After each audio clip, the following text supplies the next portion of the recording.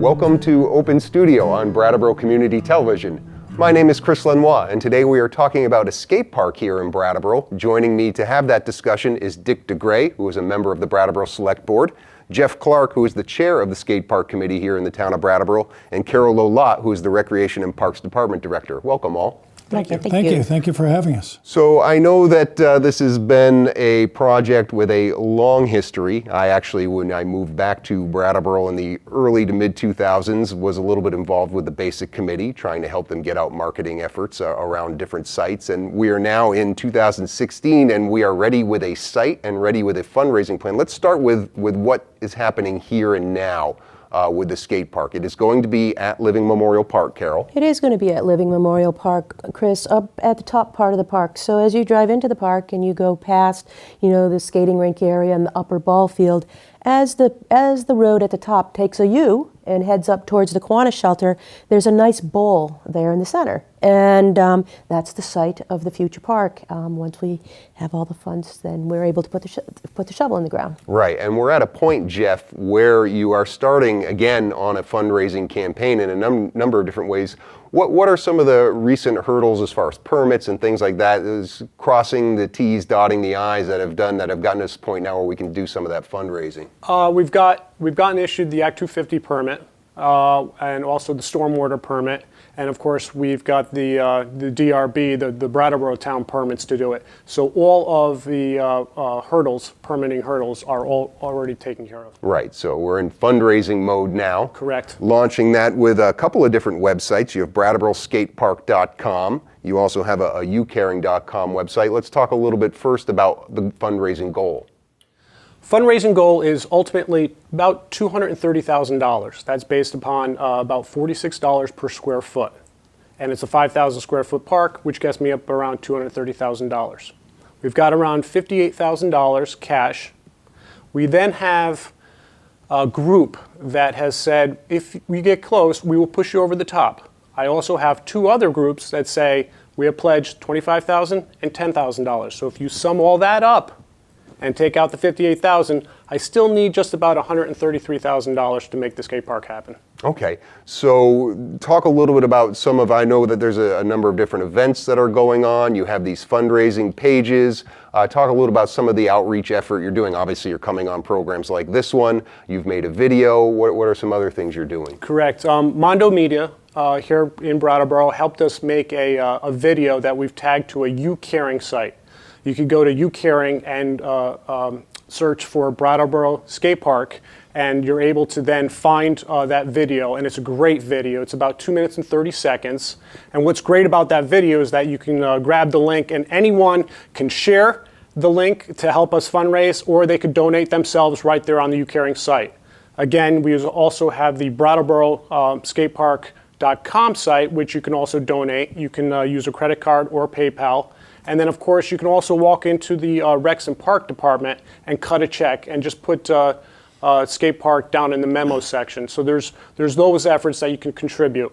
We also have a fundraiser at Elliott Street, Fish and Chips and More. That's going to be this Tuesday between 5 o'clock and 8 o'clock. And 60% of all the profits that they make between that time period will come to the skate park. So there's that effort too. Well, that speaks to the importance of this park and a lot of the members of the community recognizing this, including the business community. And Dick, I know I identified you as a member of the select board, but also as a member of the business community and somebody who's worked hard to try and get this skate park come to reality. Talk a little bit from your point of view about what you see as the value of a skate park in Brattleboro. Well, I think there's a demographic of people that don't look at the normal sports, basketball, football, lacrosse, and look at skateboarding as their recreation and getting out and getting exercise. And I believe it's long overdue. I have a deep appreciation for the Skate Park Committee, who has been at this well over 10 or 12 years. I certainly know that it was in the works my first stint on the board back in 2006, and their stick-to-itiveness to make this happen says something about the people involved with the project, and I think it's a project that I'm hoping that the community gets behind financially and helps them reach that goal. I certainly would like the town, I believe, after I left the board, contributed about $18,000. About 20,000, yes. 20,000. I'd like to see them contribute a little bit more. I know that we helped Harris Hill when they were in their rebuilding mode. And I think that this park, which I believe is essential to a wide demographics of people. It's not just one set of kids. And the age group is quite varied. It's not like it's all, 10 to 16-year-olds. There's quite a few what we would consider adults that are into this. And so like I said, I'm a big supporter of it. And anything that I can do to help them reach that goal, I'll be more than happy to do that. And whether that's on the select board, trying to get them to contribute a little bit more money, or just doing what we're doing today and making an appeal to the public to make this happen. And again, the amount of time that these people have put in, the years and the hours, it's just amazing, and they should be commended for that. Never mind, reaching the finish line with their project. It's something to be proud of as a Brattleboro Selectboard person, as a citizen, the commitment and dedication of these people. Yeah, well, you talk about how it's something that all ages take advantage of. I believe one person is sitting right to your right there who is still a skater. You are, right, Yeah, Jeff? still skate with my boys, who now are in college. Right, and I know that when you got involved with this project, it was to try and give a place for your boys to skate here in town. Talk a little about how you helped foster a love of skateboarding in your family without having a skate park here in Brattleboro. Well, I grew up, back in the 70s. I was skating myself, but it was in the streets, down the hills, or what have you. It wasn't like anything that they do today. But I then moved to Brattleboro back in late 90s, and my boys, of course, I went through the recs and park departments, the t-ball, the soccer. I instigated or tried to have my boys participate in those sports, but they never really took to it. They always looked for something different. Sure, we went snowboarding sometimes, but that's expensive. They got linked up with some friends in school and started participating in skateboarding, and so I started fostering that because of my love for the sport. And then there was at one point my son came home with a ticket for skateboarding, and I was just fascinated. How can you get a ticket for skateboarding? It's such a great sport, but there is still on the books that in the downtown Brattleboro area you cannot skateboard outside on the streets. And so I saw an outreach from, I think, David Logsmith to meet at the library to try to get a group of concerned citizens to try to start the skateboard park project. And I brought my boys along with me, and that's how we got involved in it. And that's over 7+ years ago. But you would have to travel outside of the community if you wanted to do something like a skate park with features, all the kind of things you have planned here. How far would you have to travel? Luckily, early on, there was Greenfields, but they have since torn that park down. So instead of Greenfield, we would travel down to Northampton, which you're talking 45 minutes plus from here. Right. Yeah. But we would do a carload of kids. Every time you go, you'd send out the phone calls and say, would you like to join us? At one point, I had a carload of 7 kids. We went to 5 different skate parks between here and Rye, New Hampshire. But it was, most of the kids, the parents really wasn't as active as I was, so they were happy to have their kids come along. But yeah, I've traveled over 2+ hours to a skate park. Right, but it's a little different, obviously, to have it in town, accessible public transportation, Living Memorial Park. People can get there on the town bus. Oh, definitely. It's along the route, the bus route, where people if it's not just skateboarding. It's all activities. So the park is a central spot for a lot of variety of activities for citizens to take part in, and I think the skate park is going to be a nice complement to all the existing activities that we do have. Kids can get there, but I also want to give kudos to the committee. Jeff and the committee have been around for 10+ years, but this has been going on. There's a member on the committee who's an accomplished attorney now, Spencer Crisp. When he was a young kid, we were running special events at the park, and now he's an accomplished attorney in town and a member of the committee. So that just tells you how long we have been struggling and trying to get a skate park here in town. Yeah, well, I think about all the different programs that the Recreation and Parks Department offers here in Brattleboro, and you do a great job of trying to give something for everybody. But to Dick's point about some students don't like team sports, right? Some students don't want to be in that sort of mode. They want to be doing things by themselves. You have this firsthand interaction with students. Are you seeing that as something that is more of a trend, or is it kind of a fad? Or are we seeing more students wanting to do these individual kinds of activities? You know, there's a variety of people that, you know, that have different interests, as Dick alluded to, and the athlete, you know, athletes are also skateboarders, you know, so that is a form of, you know, it's just an individual sport, you know, and that's not only a sport but an art. You know, so it's a combination of both, you know, art and, you know, athletic. You know, I call myself an athlete, but I don't think I'm going to step on a skateboard anytime soon. At least not without a helmet and all the other pads that go along with it. Probably full hockey gear would work best for me. But I think it'll be a nice addition at the park. And there are a lot of individuals that don't want to be a part of that team sport. You know, like when we do our summer programming, offering events such as, you know, a science program, because they're not an athlete and they're not interested in, you know, your typical baseball camp, basketball camp, you know. So, you know, I think it's important to offer that variety, and I think this will help close the loop for us. Well, I like that you said it's also an art form. It makes me think because, again, when I went to high school here, there was a handful of kids who were skateboarding, but it was definitely a subculture. It seems to be much more in the mainstream now. I think part of it is that individual appeal, that stylistic appeal. Jeff, I'm sure that's something that you've noticed. Yeah, personal expression. If you can land some tricks, if you can make up your own tricks, it's personal expression. Sure. And that's why, I mean, again, I think another stigma of skateboarders is this sort of loner and somebody who is kind of maybe antisocial, but it really is basically putting it in the right context. I mean, you're a parent wanting your students to do this. Yeah, exactly. Yeah. What about from a person's point of view like yours, Dick, where you've been a coach for team sports, you've done a lot of that kind of work. How are you seeing this evolve in terms of personal expression for kids? Well, you just said something there, stigma, of people look at skateboarders like it's this bad group of kids. Usually they would equate them with kids or teens, and I don't see that. At least I haven't seen it here in our community. The demonstrations I've seen when they had them up at the High Grove Park, there was diversity in age, ethnicity, and so it was wide open. It was really something to see, and you know, I think that people who were against the park said, well, it will attract drugs, it will attract trouble. I haven't seen that.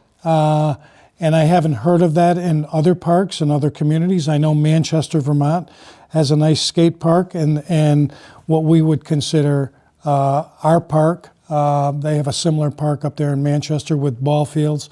So I don't see the stigmatism of that this is just a bad group of kids and it's gonna, you know, whoever you are, you know, if you don't fit into this mode, you're not gonna be here. I think that this is a welcoming group, and the diversity of the group speaks well to our community as a whole. And a lot of those issues might be fixed by the site that has been picked, Living Memorial Park. Carol, like you were saying, having it among all these other activities. I know there's a plan for a dog park right next door to it.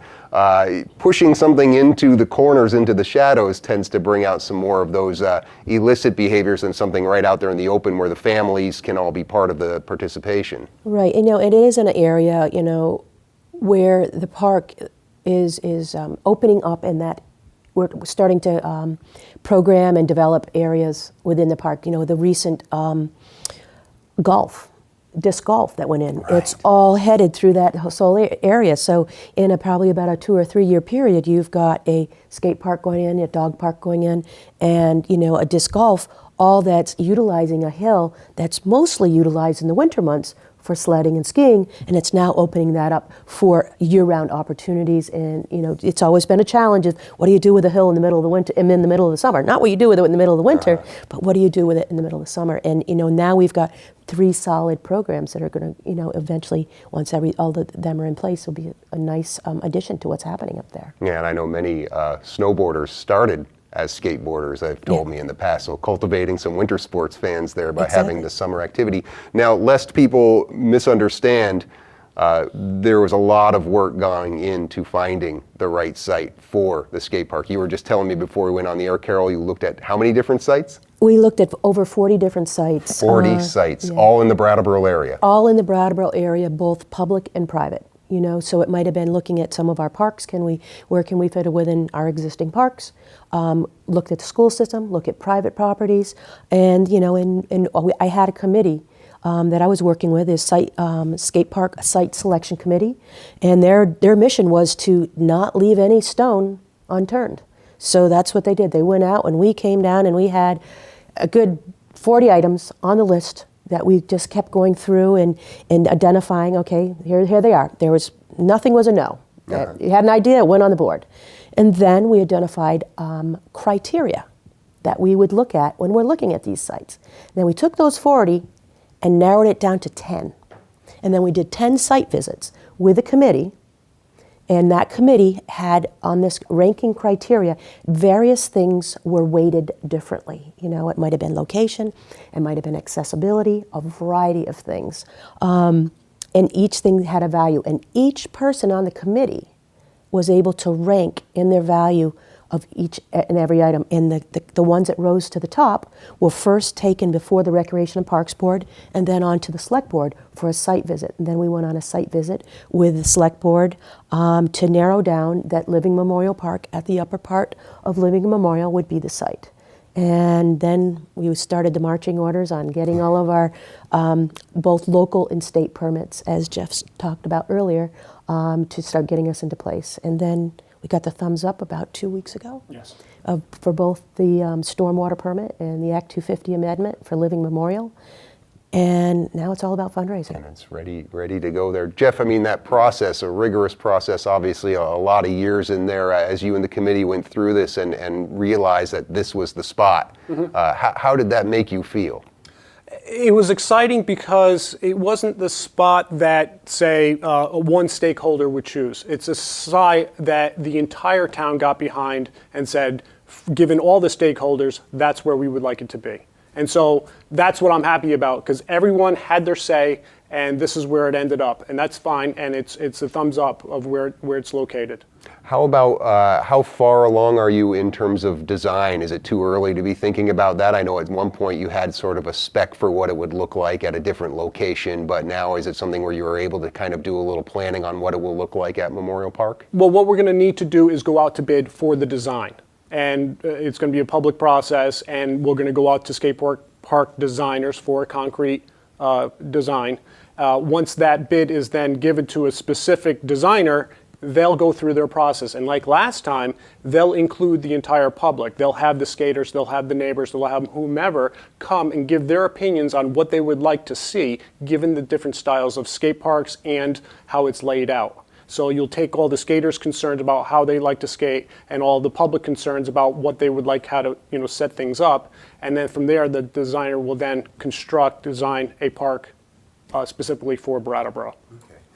And just to chime in on that, to talk a little bit about the process, because the Basic Committee is a town committee, they will, be expected to follow policies and procedures under my guidance as, the facilitator of the committee and town rep. So they will have to go through the entire process that the town would go forward with any town project. So it'll go out to the public, go out to bid, and that anybody can bid on it. The bids will come in, be reviewed by the committee, and then a recommendation will go to the select board, and for the ultimate assigning of the contract for a design firm to go on forward. So just so that the public understands that they're not acting out on an individual committee, right. They're actual, town committee and follow town policy and procedures as far as that whole procurement policy goes. Yeah, one of the things that Carol mentioned, utilization of our parks. The community is big into recreation. I mean, we just finished the West River Park. It's been open Beautiful a little park, about too. a year and a half. And if you're looking to move into a community and you're looking at recreational offerings, I think we have a big plus check mark for what we offer somebody who is looking to relocate, and you're looking at surrounding communities and say, hey, boy, that Brattleboro, they've got 2 huge parks that offer a diversity of programming 12 months of the year. That's something I want to be involved in. So that's a testament to the community as a whole, which funds the recreation department in a big way, especially when you see these special projects come along that aren't funded by the taxpayers 100%, but they support it there, and then they do support it with the fundraising efforts. So pretty proud to be a community member here in Brattleboro. Yeah. Well, you anticipated actually what I wanted to ask you, which was, you think the business community and the town gets it as far as a draw for Brattleboro? Jeff talking about traveling to these other communities. Now, it's interesting, you talked about somebody looking at moving here, relocating here with the schools and the hospital and all the amenities, and oh look, and there's a skate park here. But even tourism, right? I mean, somebody would be dropping their student off at the skate park, then they'd go shopping downtown. Do you think the business community is aware of the potential of something like this? We have several hidden gems in our community where people come to look at. Obviously, one is not a hidden gem, but the covered bridge. Yeah. The covered bridge draws, I don't know how many hundreds of people, maybe thousands of people each year that come to take a picture of it. They walk around in it. And you're right, it gets people into the community. They may have lunch, they may go shopping. And, the ski hill in the winter, it's inexpensive. It's something affordable for families. And now we're going to be offering a skate park. So people from Greenfield and other surrounding towns are going to say, well, Brattleboro's got a skate park. Let's go up there. We can leave the kids off. You're right. It will be an asset to the business community. Who knows how much, but I do believe it will be some sort of asset, a benefit to the community. And when you have a 1% tax, if you're going out to lunch, there's revenue that's coming into the town. So, we're always looking how to generate revenue in a certain way. I don't believe that there's going to be a fee associated with using the skate park, which is another big plus.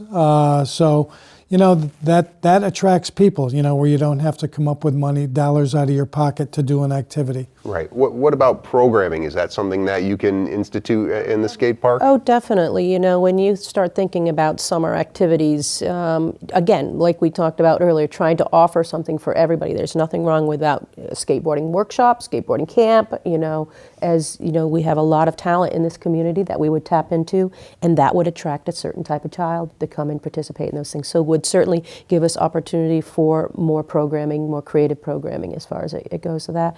And as far as you mentioned the business community, one of the initial things that the committee worked on was sending out soliciting letters to local businesses and organizations. And we've had some very positive feedback. Along the years, some people make donations and say, hey, whatever happened with that? And, when we would constantly update them as we were moving from one site to another. But so the business community and organizations have been supportive along the way. And I anticipate that they will see another letter coming out as we get into this fundraising process after the first of the year when we'll hit the ground running. Yeah. Jeff, in terms of the type of things that can be done in a skate park, obviously the dropping off of the students and having them recreate there or being somebody like yourself who participates in it. But what are some other possibilities? What have you seen some other communities do with their skate park in terms of programming? I would imagine there's different things, events and things like that can happen in a space like that. Like Carol had mentioned, there's my boys had participated in, and then they became supervisors of skate camps. It teaches you how to skate, and then there's different levels to teach you how to do the different tricks, considering the different parks that you're participating in. Then there's also the Go Skatepark Day, which is in June. It's a big event. It's nationwide. It's either at skate parks or like Brattleboro did. We did it on a basketball court because we didn't have the skate park at the time. We brought in our features. We brought in our quarter pipes, our rails, and our ramps. But that drew, I think, like 35 participants, last time that we had it. And they came from the hills of Vermont because they knew we were going to have an event here in Brattleboro. So there's a wide variety of stuff that you can do in the skate park. Yeah. All it takes now is funds, right? Yeah, and that's just let's it. remind everybody again the different ways people can support this park. Sure. You can go to BrattleboroSkatePark.com. You could donate, hit the donate button right there on the right-hand side by credit card or PayPal. You could go to the youcaring.com and search for Brattleboro Skate Park, and from there you could donate. And then also you can go into the Recs and Park department and just cut a check. Just put Skate Park down in the little memo section. And at any time, if you have questions, either call Carol at the Rec department or myself, Jeff Clark. Now I know, is there a deadline on this? Obviously ASAP as far as wanting people to donate, but is there like a lot of these fundraising sites have deadlines? You have to raise X number of dollars in a certain period of time. Are we under that kind of? Well, I think the important thing is this committee is not going to be able to put the shovel in the ground until all the funds have been raised. So that's the deadline, I guess we'd say. There's various deadlines of different grants and such. But I think the most important thing, if you are a local donor, business organization, individual, this is a tax-deductible donation. Yeah. So there's that opportunity to, as Brattleboro Subaru says, share the love. Share the love, indeed. That is a good way. One thing I would like to tell people is that no denomination is too small.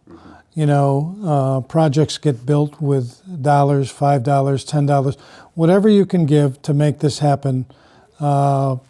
Please think about it, make a contribution. I think it's for a great cause in our community. It'll hit a group of people that again aren't interested in the normal activities that are provided by the rec department or they choose to do on their own. And so again, whatever it is you can give, please give. And it will be certainly appreciated by BASIC. And I think a takeoff from that is, I think it's a real cute story to tell at this opportunity. During this fundraising process, we've had a variety of people sit on the committee, and there were some young kids that their birthday and what they wanted for their birthday was a donation for the skate park. Oh, that's great. So we have young kids that was 6, 7, 8, probably 6 at the time for a couple of years, wanted their money. Instead of their friends coming and giving them a gift, they wanted their money to go to the Brattleboro Skate Park. So as take off from what Dick said, at any denomination is certainly welcome and appreciated. And on that point, it's $46 per square foot. Okay. We're looking for 5,000 square feet. If you want to buy a square foot of skate park, $46, and we'd appreciate it. Well, as I say, how Bernie Sanders was talking about $27 donations and how he raised millions of dollars. That's a great thing. $46 a square foot and get that done. Very nice. Final thoughts from anybody here? Well, just I want to thank the committee for their efforts and all the time they put into it. It's deeply appreciated as a citizen of the community, not just a select board member. Yeah. And as Recreation Parks Director, it's been great working with the committee. Jeff does a great job steering the committee around. So it's a pleasure to attend their, I want to say weekly meetings, but monthly meetings. Yeah. I just want to close with just help us out and donate. Just help us out and donate what you can, and then share the knowledge that Brattleboro will have a skate park, and help us out. Thank you. Carol Lolatte, Jeff Clark, Dick DeGray, thank you all so much for your time today. Thank you, Chris. And thank you for watching this edition of Open Studio on Brattleboro Community Television. Want to remind you once again about those websites to give, our BrattleboroSkatePark.com as well as the youcaring.com website where you can search Brattleboro Skate Park. Also want to remind you that you can watch this episode on demand on the Brattleboro Community Television website, which is BrattleboroTV.org.